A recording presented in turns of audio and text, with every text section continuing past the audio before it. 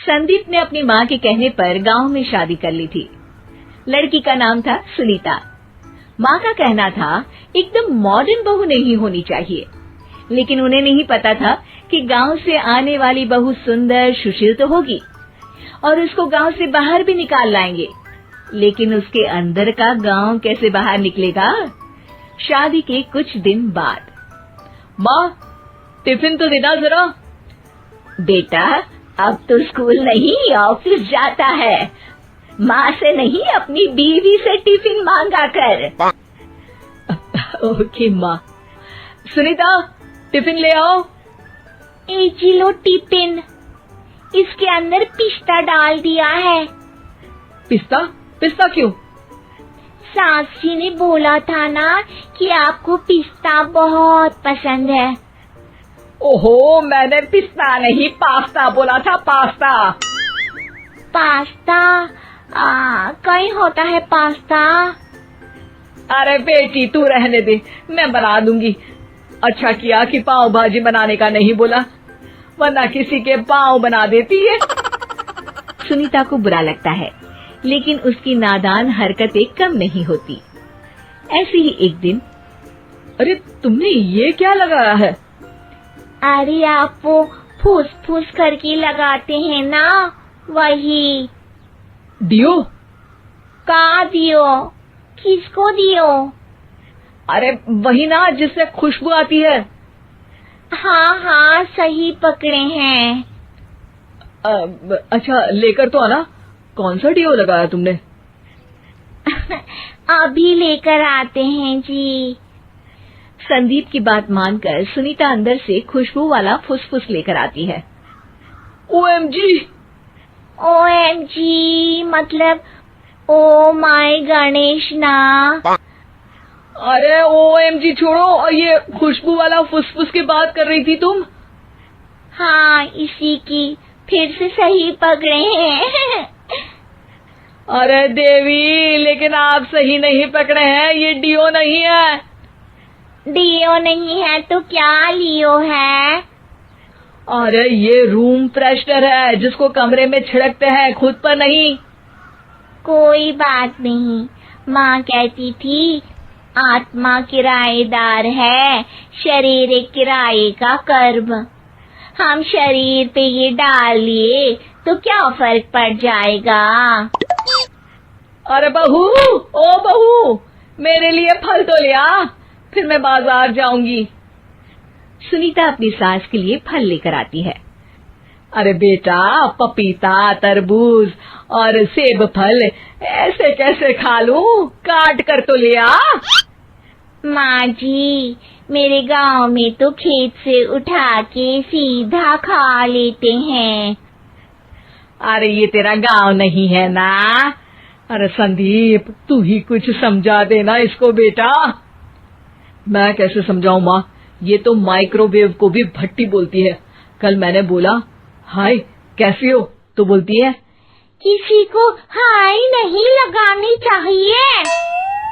अरे सुनीता, तेरा क्या होगा? अभी तो कैसे बताऊं माँ जी, अभी हम कुछ करेंगे फिर पता चलेगा क्या होगा, लड़का या लड़की। हे भगवान, कहाँ से आ गई है? रामपुर से जी, आप ही तो लेकर आए थे मुझे। अरे मुझे माफ कर दो। पहले कोई गलती तो करिए जी, आपकी तो सारी गलती माफ कर देंगे हम। हाँ अरे बहू, मेरी बात सुन। फल यानी कि फ्रूट जब भी लाए ना तो काट कर लाना, ठीक है? जी ठीक है माँ जी, फल यानी फ्रूट यानी काट के लाऊंगी। सुनीता रोज ही कोई ऐसी हरकत कर देती जिसकी वजह से उसे घर में दो बातें सुननी पड़ती। एक दिन, माँ मेरे बॉस घर पर आने वाले हैं शाम को, उनका बर्थडे है, फैमिली साथ नहीं रहती उनके, तो यही पार्टी कर लेंगे। उनको अच्छा लगा तो शायद मेरा प्रमोशन भी हो जाएगा। मैं ना फ्रूट केक लाकर फ्रिज में रख दूंगी और तेरे साथ आज खाना मैं बनाऊंगी, ताकि जब साहब आए तो खाने में कोई गड़बड़ ना हो। शाम को जब सारी तैयारियां हो जाती है, संदीप के साथ बड़े साहब भी घर आते हैं।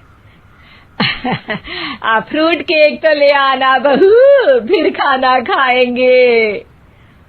अरे इस सब की क्या जरूरत थी, आपने बुलाया वही काफी है।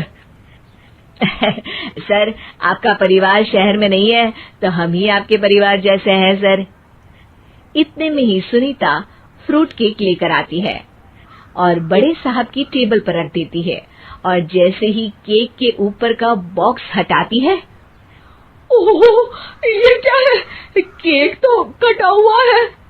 मैं तो ऐसा नहीं लाई थी।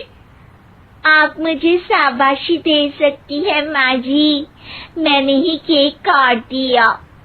आपने कहा था ना, फल यानी फ्रूट यानी हमेशा काट के लाना, तो फ्रूट केक भी तो फ्रूट ही है ना, तो मैंने पहले ही काट लिया।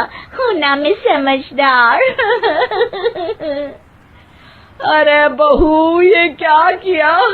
केक हमेशा वही काटता है जिसका जन्मदिन होता है। तुझे एक बात भी समझ नहीं आती, एक नंबर की बेवकूफ है। पूरा माहौल बिगड़ चुका था। संदीप को लगने लगा था कि साहब उसे प्रमोशन तो दूर की बात है, कहीं डिमोशन ना दे दे, लेकिन साहब बीच में ही बोल पड़ते हैं। अरे कोई बात नहीं, ये इनकी बेवकूफी नहीं है, इनका भोलापन है। बेटा आप कहाँ से हो? रामपुर गांव से। अरे वाह, गांव से? फिर तो आपके गांव में ताजे फल और सब्जियां मिलते होंगे। हाँ, सही पकड़े हैं। हम तो काटते भी नहीं, सीधा खा लेते हैं। मैं ना एक बार तुम्हारे गांव घूमने जरूर चलूंगा। क्यों संदीप, ले चलोगे ना? मुझे गांव घूमना बहुत पसंद है। बस फिर क्या था, संदीप और सास दोनों खुश हो गए, क्योंकि साहब को सुनीता ने गांव की बात करके खुश कर दिया था। अब संदीप का प्रमोशन पक्का था। शिक्षा, कभी भी किसी भी गलती पर घबराना नहीं चाहिए। हो सकता है कि उस गलती की वजह से आगे बड़ा फायदा हो जाए।